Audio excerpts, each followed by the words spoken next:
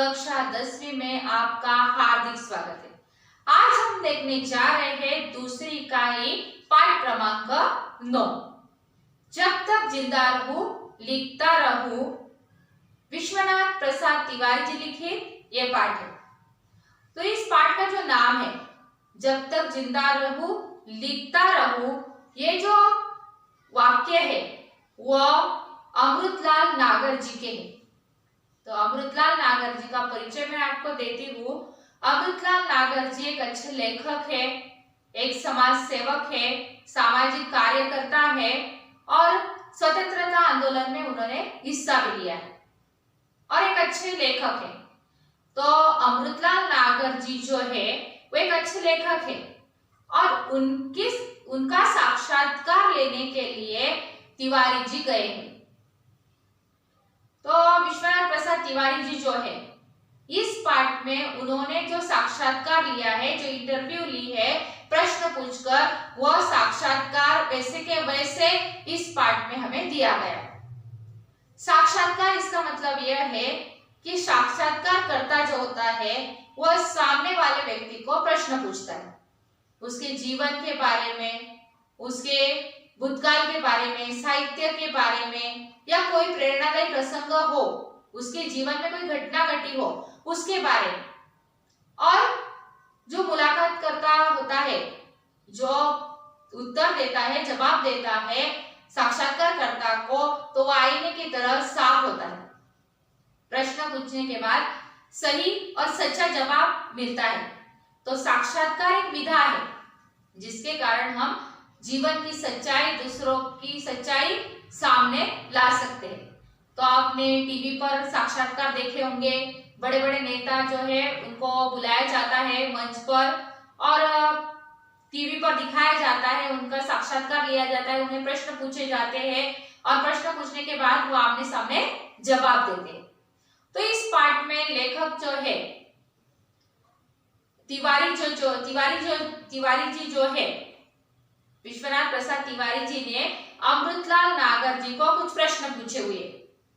तो अमृतलाल नागर जी को उन्होंने उनके सामाजिक, राजनीतिक और लेखन कार्य और साहित्यिक, उनके पसंदीदा साहित्यिक उनके बारे में प्रश्न पूछे। तो तत्कालीन राजनीति और सामाजिक स्थिति, उसके साथ साथ उनका साहित्य, उनको लिखने की प्रेरणा कहाँ से मिली, उनके पसंदीदा साहित्यकार, इनके बारे में अनेक प्रश्न उन्होंने पूछे। अमृतलाल नागर जी ने विश्वनाथ प्रसाद तिवारी जी को दिया है। तो इसमें दो पात्र हैं, एक है तिवारी जी और दूसरे है नागर जी। तो तिवारी जी जो है वो अमृतलाल नागर जी से कुछ सवाल कर रहे हैं और यही हमारे पाठ का मेन मुद्दा है। तो आइए पाठ की शुरुआत करते हैं कि विश्वनाथ प्रसाद तिवारी जी अमृतलाल तिवारी जी से क्या पूछते हैं साक्षात्कार में, उनके इंटरव्यू में। वो उनके साहित्य के बारे में, राजनीतिक और सामाजिक तत्कालिक स्थिति के बारे में कुछ जानना चाहते हैं और वो जो जवाब नागर जी ने इस पाठ में उन्हें दिया हुआ है हम अभी देखते हैं। तिवारी जी पहला सवाल पूछते हैं नागर जी से, नागर जी मैं आपको आपके साहित्य के आरंभ काल में ले चलता हूं। आपने जहां से साहित्य लिखना शुरू किया वहां से हम शुरुआत करते हैं। मैं आपको आपके साहित्य लिखना जहां से तुमने लिखना शुरू किया, आपने उस काल में ले चलता हूं, भूतकाल में ले चलता हूं। तो उस समय जब आपने लिखना शुरू किया, उस समय साहित्यिक माहौल कैसा था? आप किन साहित्यकारों से प्रेरित हुई और आपके आदर्श कौन थे? पहले 3 सवाल उन्होंने पूछे। पहला कि मैं आपको भूतकाल में, आरंभ काल में लेके चलता हूँ और उसके साथ उन्होंने आपने लिखना शुरू किया उस समय साहित्यिक माहौल कैसा था? साहित्यिक माहौल इसका मतलब है कौन कौन से प्रकार के साहित्य लिखे हुए थे, जैसे कि उपन्यास हो, कहानियां हो या फिर कविताएं हो। तो कौन कौन से प्रकार का साहित्य आपके सामने था और आपको लिखने की प्रेरणा कहाँ से मिली? आपको कैसे लगा कि मैं लिखूं?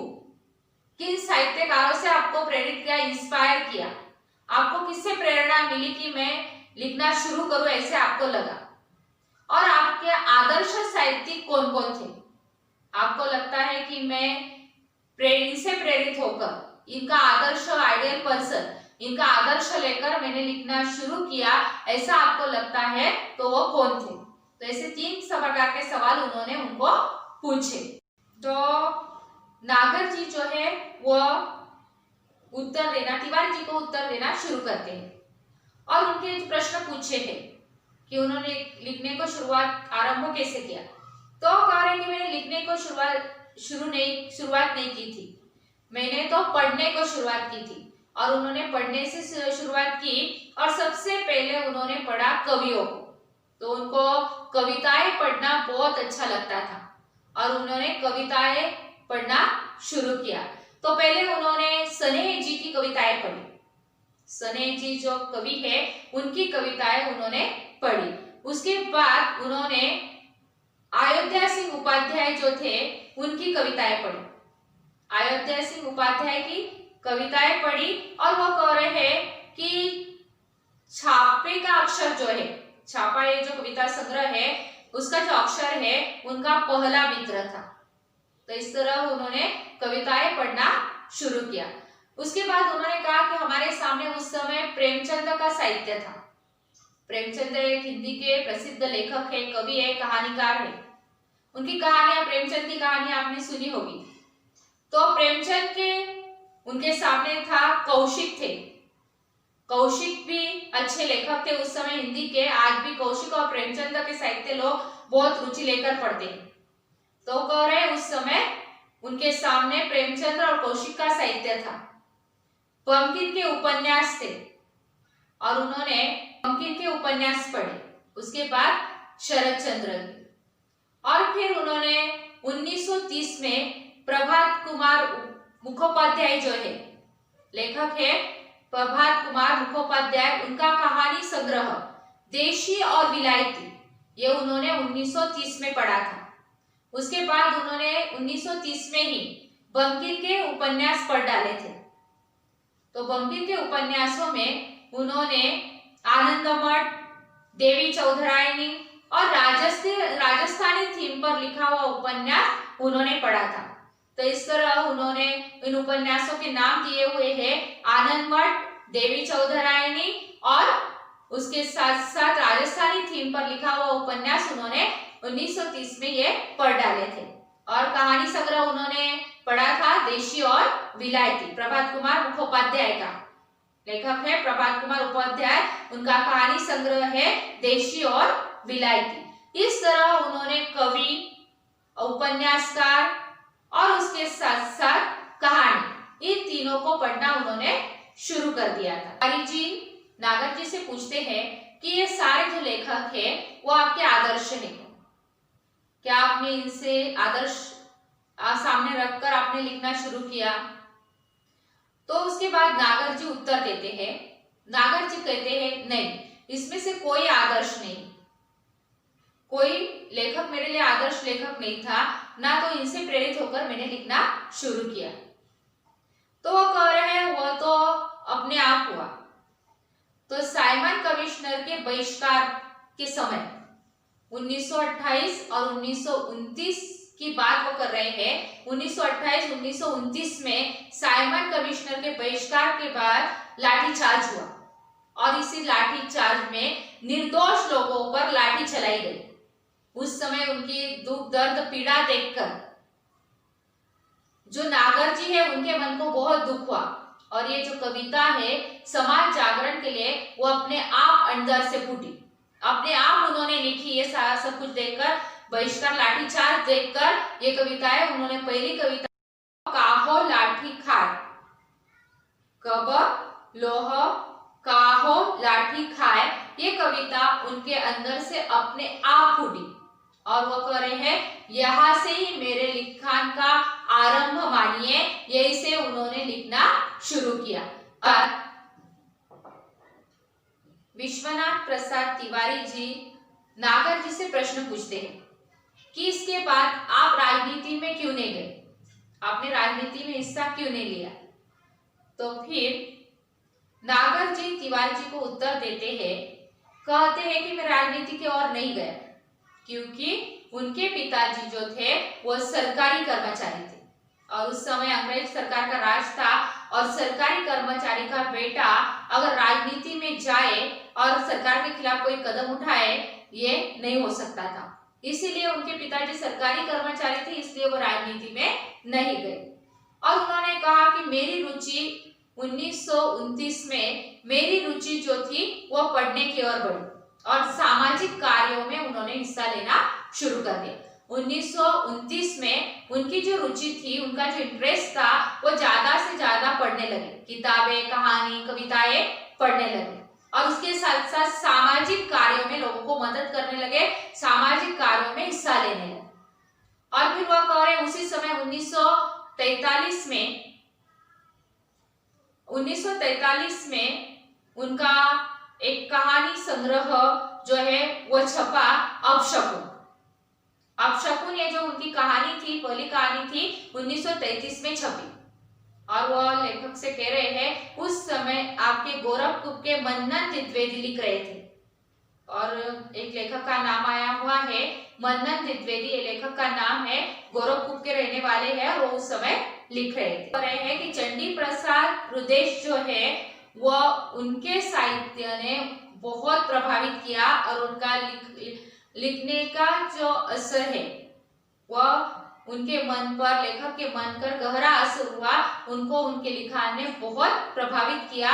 चंडी प्रसाद रुदेश जो थे उनके लिखान ने। तिवारी जी नागर जी से अगला सवाल पूछते हैं कि क्या उस समय आपको गांधी जी के व्यक्तित्व का कोई प्रभाव आप पर पड़ा क्या? तो ये प्रश्न सुनकर नागर जी उत्तर देते, हाँ जरूर पड़ा और बहुत पड़ा।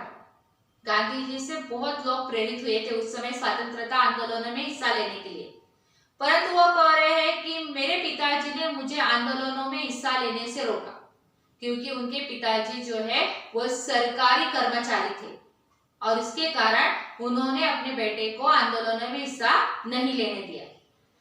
तो नागर जी कहते हैं एक तरीके से अच्छा ही हुआ क्योंकि उनको लिखने के लिए समय मिला और वो लिखने लगे।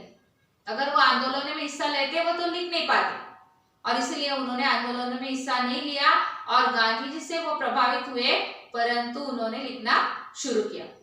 उससे अगला सवाल जो है वो तिवारी जी पूछते हैं कि आपके लेखन में गरीबों के प्रति करुणा के भाव दिखाई देते हैं, तो ये किससे आप प्रभावित हुए कि आपकी किससे प्रभावित होकर आपने ये लिखा है? तो फिर अमृतलाल नागर जी कहते हैं वो गरीबी तो समाज में उस समय उभरी हुई थी, दिखाई दे रही थी, उभरी हुई थी, हर तरफ फैली हुई थी, दिखाई दे रही थी और उस समय देखने वाली गरीबी को, लोगों को देखकर मेरे मन में उनके प्रति दया की भावना, करुणा की भावना आई और इसी को देखकर मैंने लिखना शुरू किया। जो सच्चाई थी समाज की वो लोगों के सामने रखी है और वो कह रहे मेरा एक कहानी संग्रह है प्रायश्चित, ये इसका प्रमाण है, इसका सबूत है कि उस समय गरीबी कितनी भीषण चित्र समाज में था और भीषण अवस्था मैंने इस प्रायश्चित कहानी में लिखी है जो अपने आप उभरी अंदर से। और उसके साथ साथ वो कह रहे हैं कि मेरे पारिवारिक संस्कार भी थे जो बचपन से मुझे मिले हुए थे। उनके पिताजी जो है उन्हें कभी भी सामाजिक आंदोलनों में हिस्सा लेने से कभी नहीं रोका, जो चाहे समाज सेवा वह कर सकते, सामाजिक आंदोलनों में हिस्सा ले सकते थे पर राजनीतिक आंदोलनों में नहीं। और उनके पिताजी का एक गुण था कि उनके पिताजी को कहीं भी किसी का दुख नहीं देखा जाता था, दर्द नहीं देखा जाता था और किसी भी दुखी लोगों की मदद के लिए वो तुरंत वहां पे पहुंच जाते थे। और बचपन से नागर जी जो है ये देखते आ रहे थे और यही संस्कार जो है उनके परिवार से उन्हें मिले हुए थे और इसी के कारण उनके मन में गरीब लोगों के प्रति करुणा के भाव थे, दया की भावना थी और वही उनके लिखान में दिखाई देती है। ऐसा उन्होंने उत्तर तिवारी जी को दिया। सवाल तिवारी जी नागर जी से पूछते हैं कि उस समय क्रांतिकारी आंदोलन हो रहे थे, क्या उन क्रांतिकारी आंदोलनों का भी प्रभाव असर आप पर पड़ा? उनका पूछने का मतलब यह है, प्रश्न पूछने का, कि आपने क्रांतिकारी आंदोलनों में हिस्सा लिया। क्रांतिकारी आंदोलन इसका मतलब है हिंसक आंदोलन। तो वो कह रहे हैं कि उस समय पिताजी ने मुझे क्रांतिकारी आंदोलन में हिस्सा लेने से डांटा और रोका, ऐसा नागर जी कह रहे, क्योंकि उनके पिताजी सरकारी कर्मचारी थे, इसीलिए उन्होंने क्रांतिकारी आंदोलन में जाना उन्हें अलाउड नहीं समझा और उन्हें डांटा और रोका। और वो कह रहे हैं कि उस समय काकोरी बामकांड जो है वो हो चुका था। काकोरी बामकांड ये बहुत बड़ा क्रांतिकारी आंदोलन था और इसमें फांसी की शिक्षा भी दी गई जो इसमें शामिल थे। और वो कह रहे हैं कि 1921 में क्रांतिकारी आंदोलन जो है बहुत तेज हो गए थे, बहुत बढ़ गए थे। हर जगह क्रांतिकारी आंदोलन के बोलचाल भी हो रहे थे और इसी के कारण, उनके पिताजी के कारण, वो क्रांतिकारी आंदोलनों में हिस्सा नहीं ले पाए।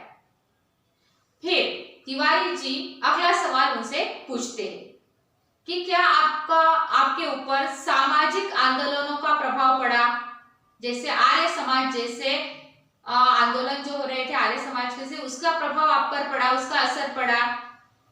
तो वो कह रहे हैं, उसका उत्तर, उस प्रश्न का उत्तर दे रहे हैं, सामाजिक आंदोलनों का प्रभाव पड़ा कि नहीं।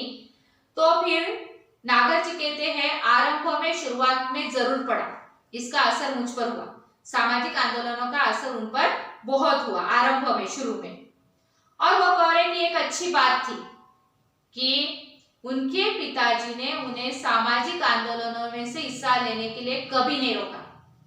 सामाजिक आंदोलनों में हिस्सा लेने देते थे, समाज सेवा करते थे, लोगों की मदद करते थे, जब चाहे कर सकते थे। और वो कह रहे हैं कि 1933 में उनकी भेंट जो है नेहरू जी से हुई। तो बात यह है कि 1933 में नेहरू जी की जो माताजी थी, माँ थी, वो एक मेडिकल कॉलेज में दाखिल थी, भर्ती हुई थी बीमार होने के कारण। और उसी समय उस मेडिकल कॉलेज में लेखक जो है, उनके भाई जो है, उनको भी दाखिल किया गया था, भर्ती किया गया था।